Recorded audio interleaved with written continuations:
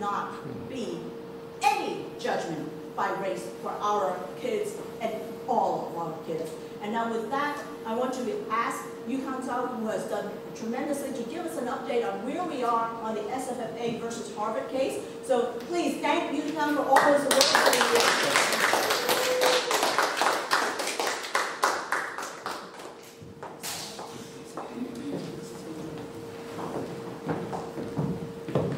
Yeah, first I want to thank you to Donghui and Waiwa support organize this, and thank for everyone of you spending the valuable weekend time to really discuss with us where we are in the Harvard case. Okay, so let me start with the Asian Americans fight. Right, Asian American has been historically discriminated since the 1882 Chinese Exclusion Act, and the Japanese internment, and also racial segregation, and before civil rights movement.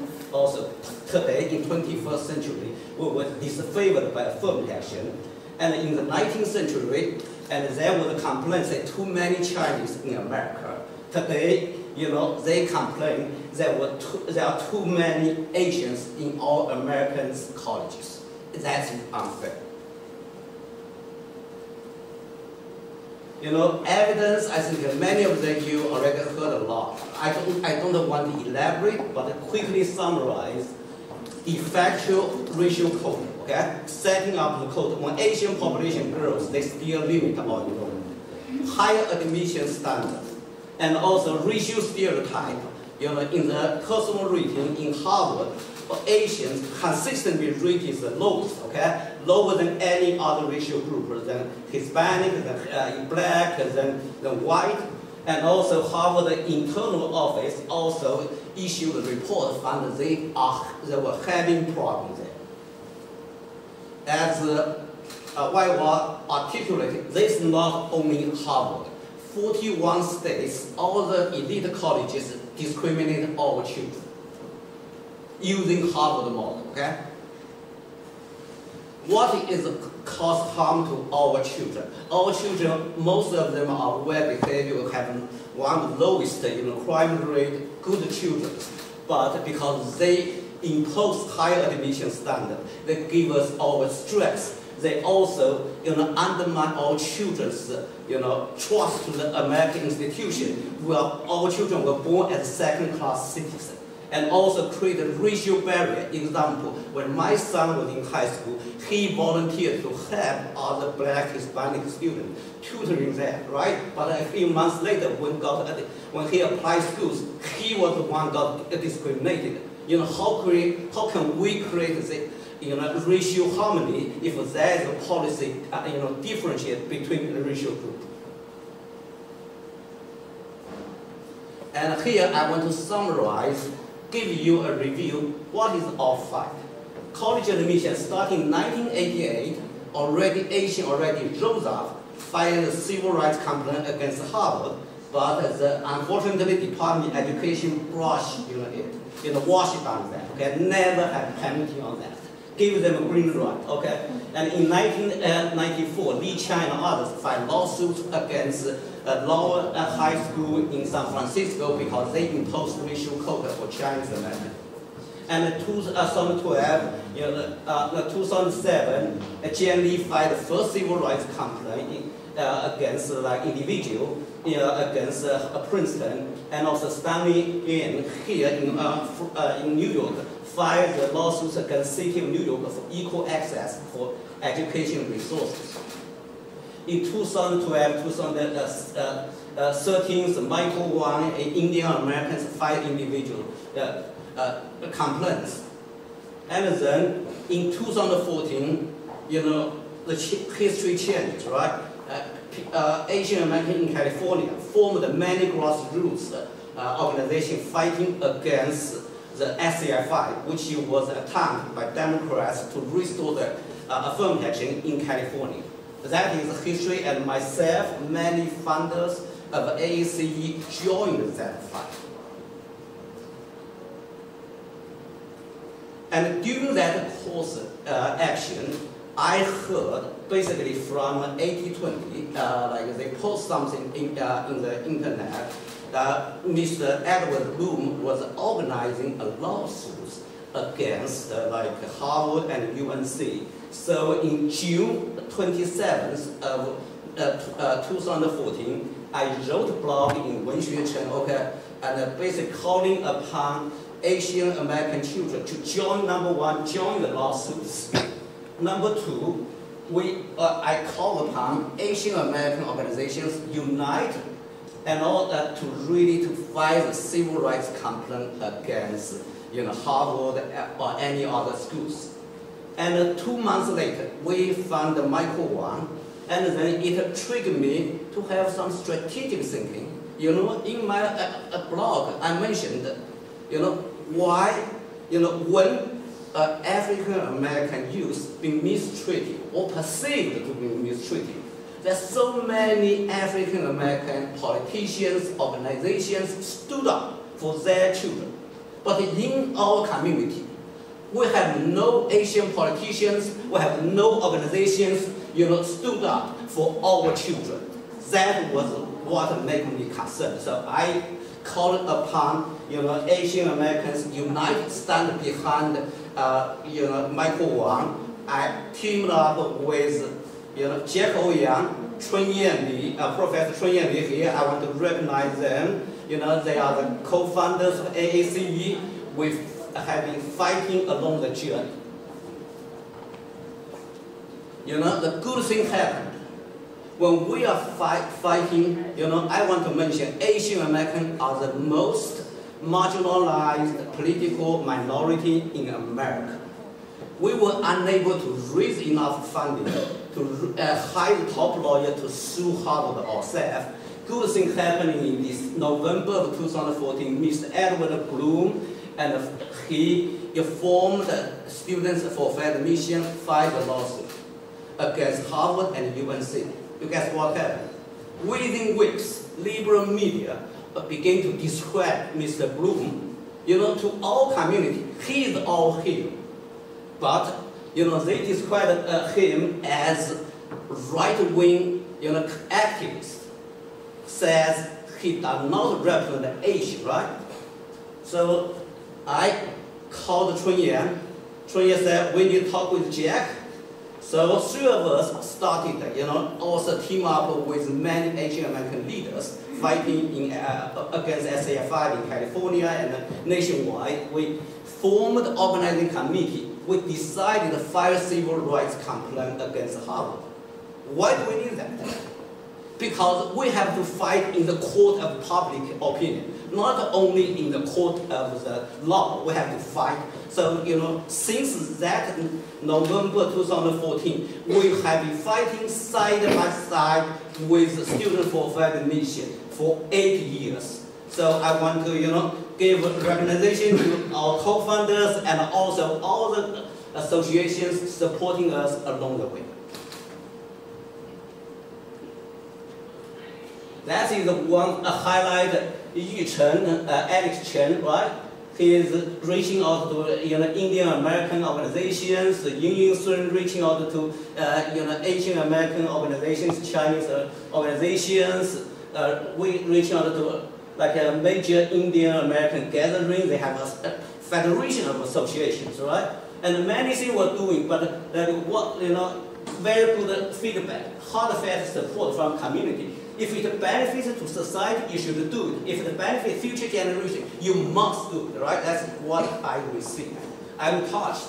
Pakistani Indian American leader says, you are taking a very bold step by filing complaint against Ivy League University. I will give you my full support to stop discrimination, right? That kind of momentum we gathered from the our society, our community. And then the day came, May 15th, 2015, we picked the National Press Club, made the press release there. And then in that press release, I said, today Asian American communities have spoken. And then also we met the House representative representatives, also the House Rep Donald Rebecca gave a speech, and Michael Wang, Indian American representative.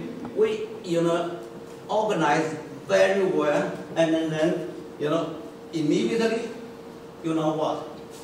over 50 coverage nationwide, and then over 20 editorials, being published. We actually have exposed the discrimination against Asians to the national and international stage. Before we filed the civil rights complaint, most Americans, even Chinese Americans, do not know we've been discriminated. There was a survey, basically 2/3 of Asians still support affirmative action, but we changed that. So Wall Street Journal came to Orlando, interviewed me, editorial. They are not only interviewing me, they interview this movement, okay?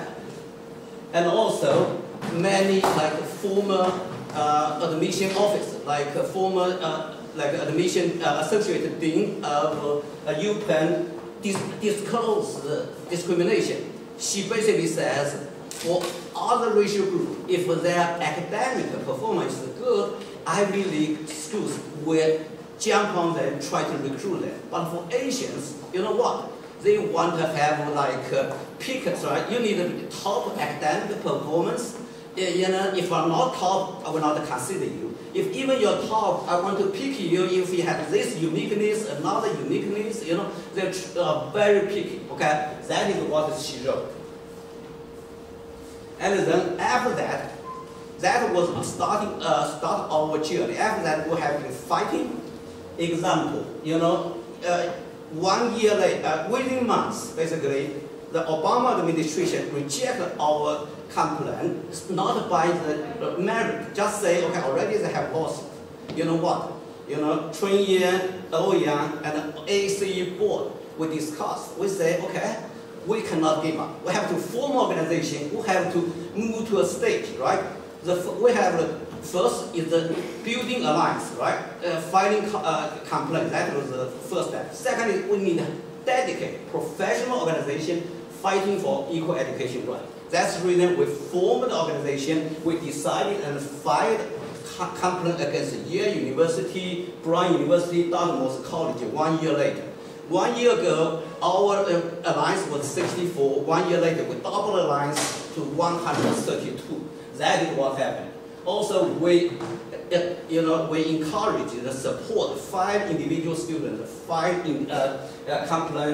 individual complaint.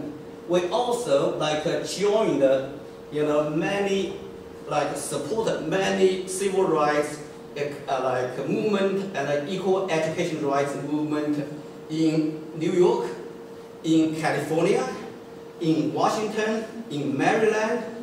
I'm very proud that Wai Wa and Donghui took the lead in fighting to keep the admission test for specialized high school, and we are very proud to join their lawsuit, right? In California, we sent our executive director, Dr. Wen Yuanwu, to lead the fight and defeated Proposition 16. For Washington State, we also support them, right? So we also work with Trump administration, changing the federal policy on college admission. That was 2018. Along the way, we support, number one, we support the Students for Fair Admission. We organized a rally in Boston, and then we united between 270 to 360 last year, filed the amicus brief to defend the court. The last May, we united over 360 organizations filing amicus brief to the U.S. Supreme Court in support of Students for Fair Admissions lawsuits against UNC and Harvard. We also had a building alliance. We had successfully had the first equal education rights conference in America, right? We all had that in 2019. We also, when College Board tried to come up with some advisory school, tried doing social engineering, hurt our children's chance. we force them to change the course, right? And we wrote to DOJ, to fight against the partisan proposal on Asian hate, right? So many things we've been doing. Just last October, we organized a very successful historical rally in front of the U.S. Supreme Court, before the U.S. Supreme Court, a hearing of all Harvard case. Look at these pictures. Mr. Bloom, myself, black representatives, Indian American representatives, very large crowd there. Yeah, this leader I want to recognize, Water Colony black leader, okay? He has led 9 states to abolish affirmative action. He is also our hero, okay? We, owe a great gratitude to him. While I was there, right, we were, parade. So what we have achieved, we expose Ivy League discrimination against Asians to the national and international stage. That's what I mentioned. We created meaningful policy change with Trump administration, and then including federal policy on college admission. We defeated, basically not only AAC, Asian American defeated radical liberals' attempt to restore the affirmative action in California to 2020 and 2014. We defeated, also stalled the Mayor de Blasio tried to change the policy here. Also in the Washington, also defeated in Washington, right, in states. So we built a huge alliance, right? All alliance from 64 in 2015 to over 360 alliance partners today. We also, extend the network to all the Americans who care about equal education right? So that's one success secret before successful defeat of Proposition 16 in California. About the case, yesterday Mr. Edward Bloom sent out a statement. He was a little bit cautiously, he was saying, that chance we win the case, strike down the affirmative action. Also that chance limited, strike down, right? Things can happen. But I want to give a slightly different take. I want to tell all of you, there's a very good chance Asian American is going to win this historic case.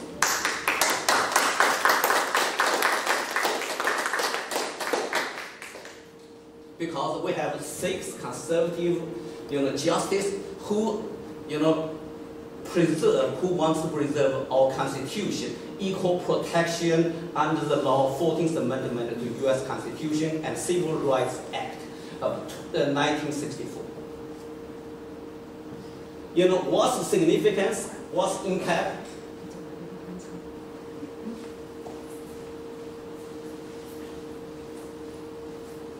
So number one, it's very likely user race in college admission will be, struck down. And using all the discrimination, use the racial quota, use the higher admission standard, use the racial stereotype. And then our children will compete equally with all other racial background, right? I tell you, when I was in China, when I tried to work in high schools, I only, I pretty much did not have to study very hard. I went to bed even 11 o'clock. I took a nap in the daytime. I still go to, went to University of Science and Technology in China. I scored very top, right?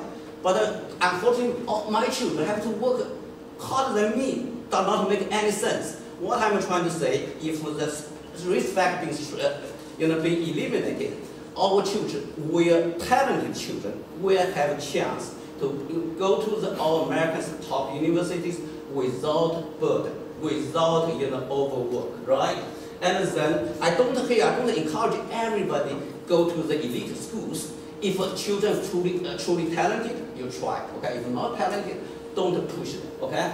But also, America, where that is historic, we really legally advanced into colorblind society as Dr. Martin Luther King once dreamed in his famous speech 60 years ago. That is historic, okay? And then, how about the impact to Black, Hispanic communities? I view will be positive. Why? Because it will force American society and media hold the politicians accountable for their failure in uplifting the K-12 education for Black, for Hispanic communities. It does not have nothing wrong with meritocracy. Or what went wrong is the failing politicians. They failed the Black and Hispanic children in K-12 education. That is the issue about, right? The radical left, but in the meantime, the radical left, they're still promoting their racial quotas, right? Racial equities. So they will try other hidden approach. I will talk about it a little bit.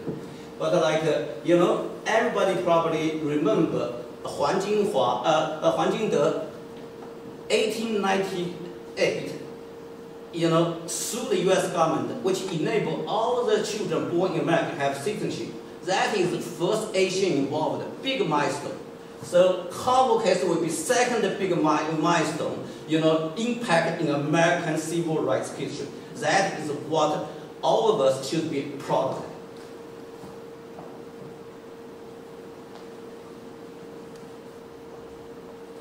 So, what are success factors? Not only AACE, all Asian Americans. We suffer many kind of challenges, but it's in equal education rights. We would have, won many battles, right? So, because while we have number one, like many our leaders have done, we unite Asian American communities, right? Example, AACE from 64 to over 360. That's unite our community. Second, we established dedicated, professional organization like AACE, right? Dedicated. We would want to have this kind of dedication. Number three, we build alliance across racial groups, not only Asian, also other groups. We had the first national conference. Also, many of our network supported California's fight against the Proposition 16. Also, strategic vision. I want to tell you, that's very important, right? When we found out it's time to unite Asian Americans to really fight the campaign against Harvard, right? That was strategic. When President Trump was elected, we began to prepare policy recommendation. When he had an inauguration ceremony, already printed about 20, 30 of them went to DC, try to give the potential influence, right?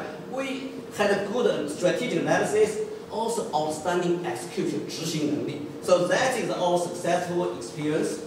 So we have many challenges. I quickly summarize, I limit time. Number one, education, the counseling standard test, and also admission test, right? Also, they are even labeled math as racist. And then they in the employment areas, some like YouTube, University of Louisville said no Asian, okay, no white, already discrimination. Also, many socialist policy hurt us. Our landlord cannot get the rent. Also, like some overreaching policy hurt Chinese Americans, and also like in New York, defunding police, right? Many hurt our, our safety. Many other things,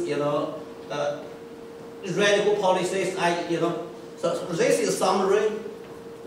Currently, Asian American participation of democracy, many of them even don't vote. Second is just donate and for Photoshop, okay, without asking policy.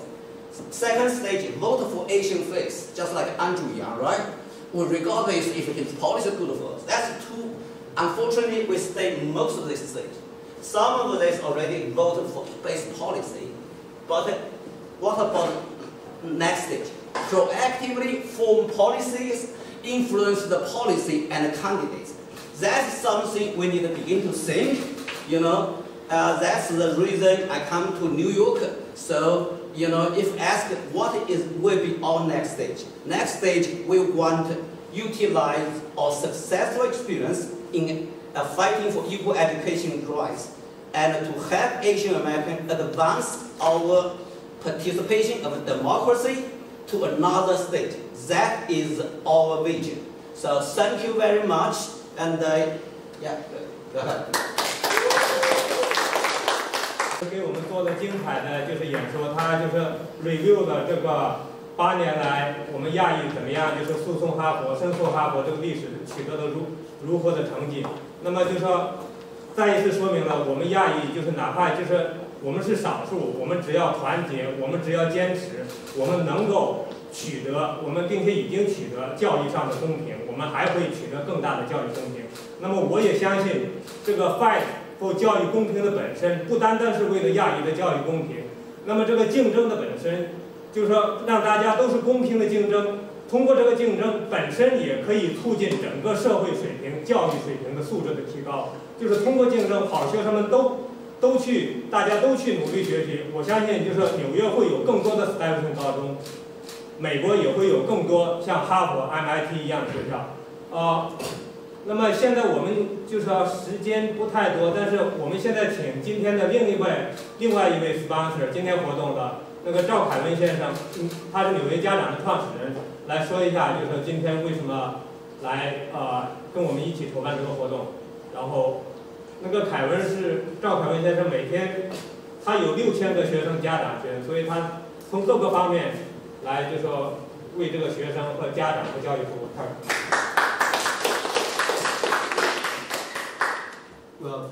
谢谢东辉的介绍，他有 very passionate speech before and also very wonderful stories from Mr. Zhao.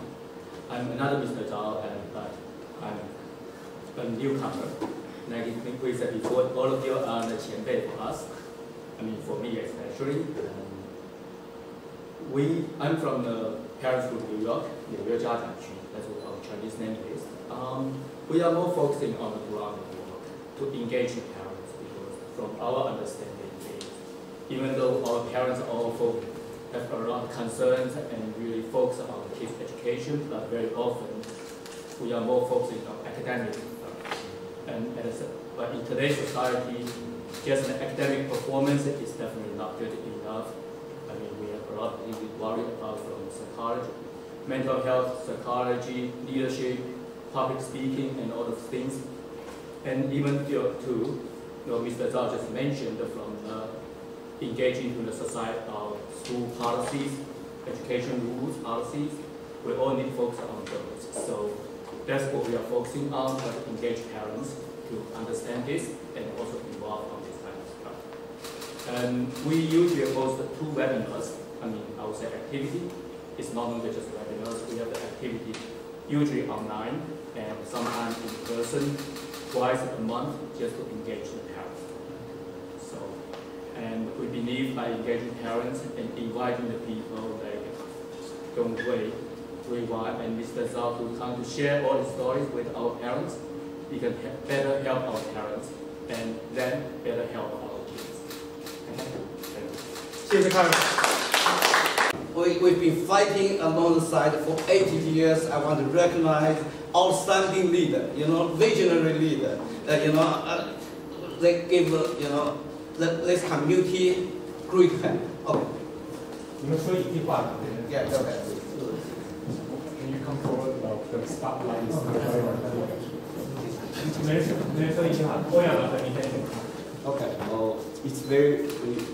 I'm very happy to be here and fight with all the friends across this country for the equal rights for all the kids. Thank you guys for your support. It's really my pleasure to be surrounded by all, not newcomers. We've been in this field for so many years, but I think the biggest lesson that I learned is to learn from Yuho's vision. As an educator, I'm too academic. However, based on Yuho's presentation, you see his dedication and his vision. That is something we truly need to learn. And we want to engage more of the second generation. I've been talking to countless families every year. Every year after Ivy Day, so many parents reach out to me and they got disillusioned and I have to be in constant communication with them. So I hope that all the activists here, all the parents here, to continue to open that conversation with your kids. It's not just college education. It's not some Ivy students. I've seen this trend from the gifted and talented programs in New Jersey. Very young students being affected, and I've seen more and more trend in internships that our students cannot apply. We basically were excluded from internships from the moment they enter in the top schools. So we have such a disadvantage. It's in jobs everywhere. So I hope that we keep the communication channel. It's not us against whoever. It's the vision, like Weiwa said so well. And we really want to engage the younger ones. All right. So if you have parents group who want to reach out to me, please do.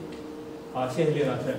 那么就是我现在也来 recognize 就是几位在纽约一直支持这个诉讼哈佛案，并且也一直从 general 支持我们教育维权的一些社区人士，陈刚医生啊，陈医生。然后还有那个赵汉庆大哥啊，杨汉庆大哥 ，OK， 杨汉庆大哥。然后还有我们居民联盟2位义工，就是有一位义工是从18年他就去波士顿那个哈佛案，他就支持，然后就说上一次又跟我们一起去了邵文，请上。然后还有 Vito 你也上来一下吧。Vito 是尽管他躲在后面一直拍照，但是他真的是付出很多很多的，大家肯定都对他很熟悉。呀，还是苏女士，您上来，我看。对，那个贵司支持我们那个然后还有这总是在幕后的，但是他是就是说，对我们就是整个居民联盟，对整个同源会这个医治的发展，对我们所有的教育维权都起了就是非常齐一点，还齐一点。然后我们背后还有一位那个，就是我们近1年来就是工作最努力的为家长维权付出了大量活动的 Albert， 你上来好不好？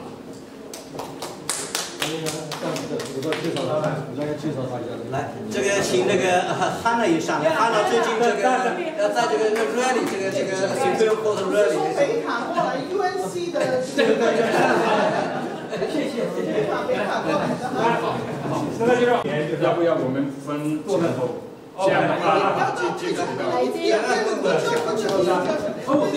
下面上面还有这个好几排。往这边可以，没问题。好，1、2。Kevin 呢来，站美女旁边啊！我的手都就是这么并且他们今天陈医生给大家带来的点心。1、2、3。好，还有一个手机。1、2、3。好。那等一下，我小视频录制一下，然后大家都会。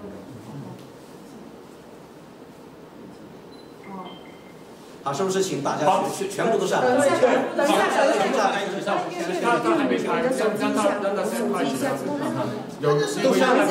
这是我们 Brooklyn 的盖瑞森的陈医生，他在我们 Brooklyn 的话，从以前的华人维权的良品人到任何华人协会进行，人都是工会，是不是？这是盖瑞森，包括大小活动，帮我们华人真的是出钱出力，帮我们华人就是说教育方面、维权方面，真的是不的付出的。所以我们不要讲，我是党派色彩比较重一点的，就是不要讲那个。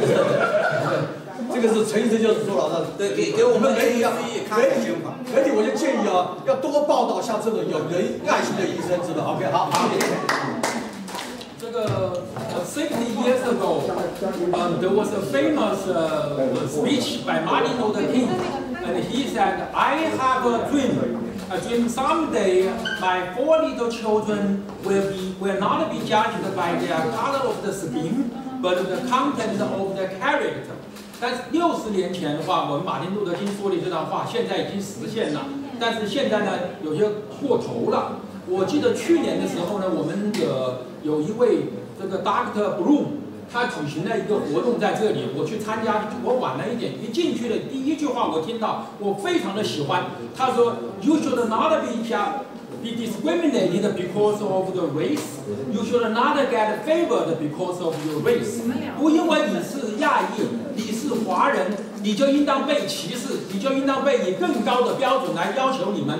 也不因为你是别的族裔，你就可以用很低的分数来这个录取。就好像跑步一样的，你必须站在100米的地方，他只需要站在50米的地方跑，那肯定他要先跑到，是不是？我们应该有一个公平，我们就是要争取一个公平，为了美国的社会进步，为了美国的科技，所以我们应当这个公平。所以说呢，这是我的从内心的觉得我应当支持我们华人应当亚裔都应当团结起来，为了美国的社会进步和公平。我记得2015年的时候，以赵宇空博士为首的，还有李春燕，还有欧阳，他们一起这个告了这个在美国的司法部告了这个哈佛大学在录取的时候不公平。但是呢，当时的总统奥巴马马上就否决了这个。2年以后换了一个新总统，这就是 Donald Trump， 他就支持这个。他说，为了美国的社会进步，我们应当支持这个，不应当按照这个种族，应当按照这个社会的公平来这个录取。在这个期间还发生了一件事，就是2016年的时候，当时呢是在德克萨斯有一个公立大学，有一个叫菲谢的一个女孩。他呢就告了他这个大学，说这个大学里面在录取的时候呢，完全以种族为考量，就是说没有录取他，一直告到最高法院。最高法院当时考虑到呢，还是应当为了社会的安定，就是说还是提出来呢，应当给某些族裔，还是要按照这个肤色给予优惠。这个事情一出来以后，有一位政客叫希拉里，他就说 ，This is people's victory. The university is not for some, but for all.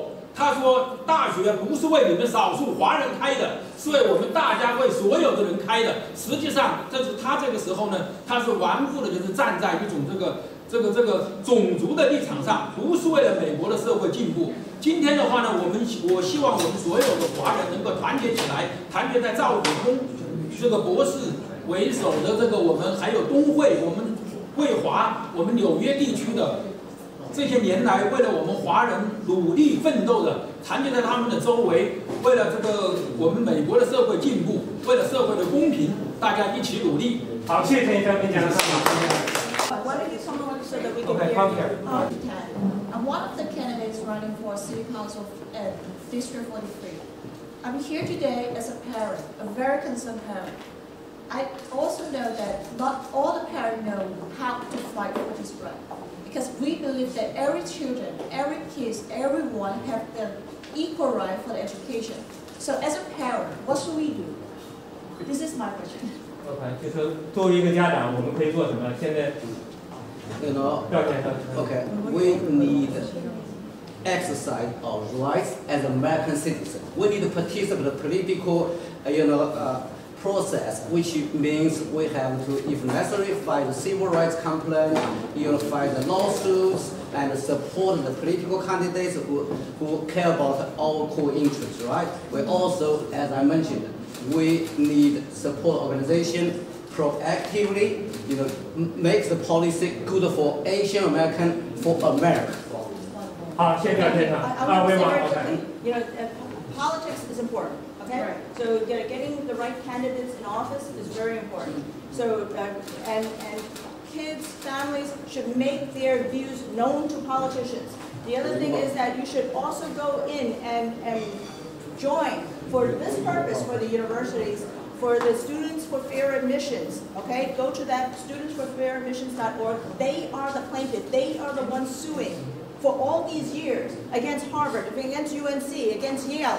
And if we do not support them, they need students to go and sign and join as members. Please, get on their website, put it out there. Edward Blum has spent the last over 10 years of his life working for us and for justice, so we should support that. 那么我还是一句话，就是我们一定要，就是要坚持，要团结，要团结所有的党派，就是要团结所有支持我们教育平权的人，不光共和党，不光民主党，我们不管就是哪个主义的，我们坚持团结，运用我们的智慧，我们会取得更加大的成绩。这位先生 ，OK， 你先来。啊，他先举手的，杨先生，您说。赵宇空的。哎，你好，王先生。你好，我是赵宇空的那个科大的老同学。我有2个问题。第一个问题就是说，有什么样的其他组织 has similar missions， 我们可以 collaborate， 这是第一个问题。第二个问题呢，这个是一个 elephant in the room。We cannot avoid it. Minorities, immigrants, overwhelmingly Democratic. 在黑人的 the Democratic to Republican ratio is 9-1, Latin American 8-2, Asian American 7-3. These three are 44% U.S. population, which will become the majority for the first time in U.S. history in about 5 years. So the question is. 作为一个亚裔人，总的来说还是比较 blue than red 这么一个民族，我们 fight this, it's almost it's fighting majority. At the same time， 我们自己的孩子读书，我们的权利是 more akin to the conservative. 怎么样 without being overly political, but yet get the majority of Asians to support? Okay, first, there's many outstanding leaders like CAFA, outstanding Asian American organizations fighting the same cause, right? Today we have Waihua, we have Donghui, we have Chunye, we have Jack, many. But I think many already fighting in the equal education rights, right? That's the first question. Second question, I think Asian values, we aligned with Americans' founding principle, which is we don't want a free market system, rule of law, freedom of speech. So what we need to do is really educate our communities. So our values align with American founding principles. So we need to support the politicians who support the founding principles. We don't want socialism. We don't want a big government. We don't want intrusion of private or individual rights. And then also one thing mention, even minorities, other minorities, right? Black, Hispanic, they will benefit from merit-based system. They will benefit from empowerment of their family, help their children, help them, stand on their own. Instead, every day give them a fish, which the right way is teach them how to fish, right? Let me also add, and addressing your question too, meaning how we communicate with people. I think from very early on, when we filed the administrative complaint, we were very mindful about our message. So you want to send a message that can resonate with many people. Yeah. And very first day when we filed, we got like a lot of attacks. But if you follow the media coverage over the past 8 years, we've changed it. We've changed the tone. If you read the comments on not only WSJ, Wall Street Journal, but if you look at the left-leaning New York Times, those comments have been changed. So it is a long time to change the conversation, but we just have to be persistent. Tell your kids, pull out those media conversations from 8 years ago till now, and encourage them to speak out. We will change the tone. 一个简单的一个话，杨大刚您说，就是我们现在我就讲这个简单的话题1分钟啊。亚裔迫切需要提升我们的参政意识。为什么要提升我们的参政意识啊？这个就是说，现在就是我站在我旁边的一个年轻的一个亚裔家长，他也是我们现在共和党的一个43选区的参选人，他就要感觉到教育方面就要迫切的参与美国的政治，这是非常重要的。共和党在那个国会里面提出的议案，就是说我们现在把小孩送到大学里面去，中学里面去，我们现在是我们的父母亲都不能管理我们的小孩，让学校里面左右我们小孩的各方面发展，这个是非常非常不对头的。所以我们要我们亚裔要团结起来，就是我们要把我们好的优点、好的基因、好的传统，要告诉我们的小孩，让我们在美国小孩亚裔怎样的健康发展。对，就是这个是最关键的。对，您说的像他这样子出来竞选的，就是大家要清楚，表达了我们亚裔的心声。好。大家是我们今天这里就是我们有候选人参加，但是他们作为家长参加的。启阳活动中心是401C3非营利组织，就是说启阳活动中心不能够宣传任何候选人，但是不是说你们不能讲话？对，我们每个人都有作为就是家长，我们争取教育的权利。那么我刚才回答一下这个那个莹莹这个问题，我觉得我们还是就是我还是要3句话：团结、坚持。用我们的智慧团结所有的力量，我们就是为了我们的教育平权，为了纽约社会的进步。那么我们今天这里有2位就是从远道从北卡来的客人，就是说他们也有问题，就是也有想法，就是我们请他们说，先介绍您自己。我叫Grace张我是怎么样知道这个 ADC 这个团体，是因为我儿子是在2018年的时候，他们在哈佛的那个广场上。演讲的时候，我儿子是一个 one of the major speaker。然后呢 ，after that, he just so involved in this issue, he wrote a book called Inconvenient Minority, and like systematically, systematically about this issue and go deep and analyze this issue. So that's the reason I know all these heroes today here, and because of that, it's inspired me so much that. And for this November, I also run in New Jersey, District 16. I run for the State House, run for the Assembly. I will be the first Chinese American to run for the State House in New Jersey. So that's the reason I'm here, and I need everybody's support. It's for the reason that we need to see Asian face. If I am in the legislation, if I am in the House, I will propose a change in legislation going to favor more meritocracy in education. Because now in my town, I came from Princeton, we are not in peace at all. Because what happened in the BOE, in the school system, they favor equity. They water down all the advanced classes. They want our Princeton school district become San Francisco school district. Okay, it's very bad. In fact, this afternoon the parents are protesting in Princeton. All the parents and students are protesting on BOE. And the BOE just cannot do anything about it.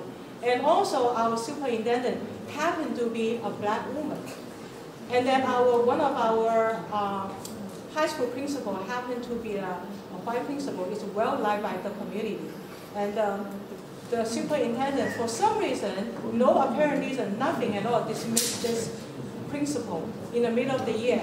And the parents and the students get so upset. So that's the reason that they are fighting right now. But we support the meritocracy. And then we were Asian American parents, no matter first generation, second generation, we were paid as racism. We were paid as racism. So this is very unfair. So we need to get the message out. It's nothing about racism. Nothing about that. It's all about education, all about bringing the best to our children. And for our children's future, for everyone, not just for Asian American, it's for everyone, for black, for brown, for white. So we want to get out of this trap, and I hope this organization can help carry the flag nationally to champion for our voice, champion for the meritocracy, champion for the American excellency, right, for our children. That's all I want to say. 好，谢谢，谢谢郑律师。你说的团结起来，就是有 nationwide 的 organization， 有 localized organization， 我们一起团结，我们继续为华裔的、亚裔的教育平权奋斗，我们一起继续为我们每一个小孩都能够平等的实现这个美国梦，有这么一片土地，有这么一个公平的竞争的机会来奋斗。那么今天的活动就到此为止，因为这个场地在等，并且儿子还在上初中7年级。我当时看到了纽约市这个计划，就是说从19年开始，用3年时间，每年递减25%的名额，一直到22年完全取消特殊高中考试。我当时只是一个普通家长，我没参与这个活动，我当时就第一反应我说，哦，2019年我小孩入学几率要减少了25%，这是我的第一反应。然后后来呢，就是跟着慧华这些前辈，就是我们逐渐就走上了街头，呢，然后后来我们就听说过6月份教育委员会要投票了，我当时就在祈祷，我说希望他们这个投票不要通过。那么当时呢，就是又把命运寄托在了这个幸运上，寄托在了就是这些议员的手里。那么再到后面的故事大家都知道了，就是6月份，现在我们这些前辈的组织下，我们举行了一次1万人的游行，然后当时慧华是那个运动的直接组织者和指挥者，但是教育委员会还是通过了废除考试。那么就是当时考虑了各种原因，现实性没有到floor上，第1年18年侥幸过关，但是19年和20年就没有那么容易了。那么左派这个压力很大，可以说黑人压城。那么以我们华人家长为主体的家长们毫不退让，直接或间接组织了上百次，就是大小的抗议示威，市议会、州参议院、州众议院、各学区委员会、各种听证会，我们还去 Albany， 就是去发声，在纽约5大区发声。2019年，所以 SHT 又过关。那么2020年的时候呢，这个左派利用这个疫情的机会，特别是教育局，他们又想把这个考试赖掉。我们再一次针锋相对，毫不退让。我们发动了无数次线上线下的活动，就是也有线下示威。即便在疫情的时候，最后呢，就是他们在 delay 了3个月的情况下，本来应该10月份考试 ，delay 到1个月，最后教育局还是迫于家长的压力，给了这个 SHT 考试。那么，所以呢，我觉得这是当时我们努力不放弃的结果，也是我们团结的结果。当时几百个、几千个家长，我当时的感觉是，大家没有像现在这么分得清楚，共和党、民主党，我们就是要 keep SHT， 然后我们也团结了其他族裔的黑人、白人、西班牙裔。那么到现在纽约市可以说就是已经形成了，就是有一个几十人，各个组织就是各个族裔代表的这么一个教育团体。我们在一起商量所有教育维权的事情，有居民联盟，有中央会，还有 Place NYC。然后当时呢，就说什么叫智慧呢？就是说我们对于有反复的政客，我们利用他的反复，我们就是给他造压力。比如说19年春宴的时候，我们就让这个亚当斯市长当着1000个学生面穿上了 PPICT 的衣服。那么2021年他当选市长之后，他基本上保持了承诺，不再追求废除特殊高中考试。那么通过我们以华裔家长为主的4年，甚至再早一点8年的奋斗，我们为每几千个纽约市的孩子，就是每年就是保住了这个公平竞争的机会。那么就是转到正题，就是前一段时间我说起来，我说这个哈佛的案子如果判赢之后，STEM的学生应该大概有1半可以去藤校。我觉得这个一点都不夸张。当时有家长不理解，哎呀，说这还有什么意思？说这怎么可能？那么今天我们就等会儿要通过这个慧华前辈，通过赵先生，他们就是讲这个哈佛这个诉讼案是怎么样一步一步的，从8年之前到今天的。我们要说明，就是这个不单单是可能的，并且呢，就是也是应该的。按照现在学生的状况是应该的。那么我们没有追求比例，我们只是追求的公平。如果按照公平的标准，按照一样的标准，不管就是哈佛里面有1%的学生亚裔学生，还是有99%的亚裔学生，我同样感到高兴。我没有觉得这个有什么不正常。那么就说，并且我们中国人，我们华人，我们重视教育。我们中国有句话叫“治国修身齐家，治国平天下”。那么我们这个奋斗的过程，不单单是在为我们的下一代创造一个公平的环境，让他们能够良好的修身。我觉得我们这个活动、这个过程、这些运动的本身，也是为了让这个天下变得更加太平、更加公平，对历史做出我们应该承担的责任。我就讲到这里。那么现在就是请慧华上来，就是先来综述一下我们这几年的这个维权的这个历史，他肯定能够给我们的更好。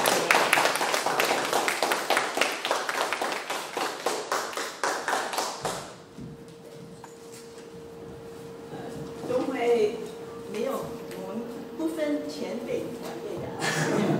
对，前辈不是说你年纪大，是说您参加的活动的时间长 ，OK， 给了我们很多经验和指导。Yeah, I would like to say that everything that Donghui said, with great passion, is extremely important. This is what our battle is about. It is not about one school. It is not about Harvard. It is about fairness, merit, to see that we can use our own achievements, our individual achievements, to be able to be judged that way, and not by your race or ethnicity. And that is, as Donghui said, what has happened in the years here. We got involved here, the Chinese American Citizens Alliance, here at Greater New York, in New York City, first because of the specialized high schools. The specialized high schools which were completely merit-based. When you have something that is merit-based where you're not judged by anything except your own abilities on a test, nothing that is subjective, it is only an objective test. And the Asians were doing well. So what? That is wonderful. That is no such thing as too many Asians, because there is never, ever too much of merit.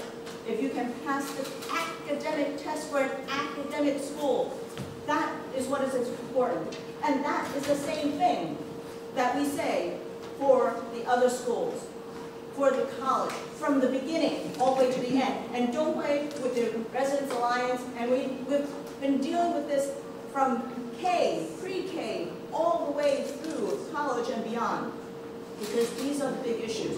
When you have gifted and talented programs, they're saying too many Asians. Again, there was no problem before. If there are lots of Jews in the specialized high schools, at one point there was like 90+%. There is nothing wrong because they are doing the right thing, not just for themselves, the students, but for all of their schools and for the future of this country and this world. When you have the specialized high schools, and he's got a couple of kids in specialized high schools, when those specialized high schools could generate 14 Nobel laureates, think about it, 13-year-olds taking a test, and they all take this merit-based objective test, and they pass, and you could get 14 Nobel laureates that become gift givers to the world in the sciences, making cures for cancer, getting us to the moon. These are important things. And we have that same issue now for the Harvard case, for our different universities. It's not just Harvard, because what happens with the Harvard case will have implications on all the other universities.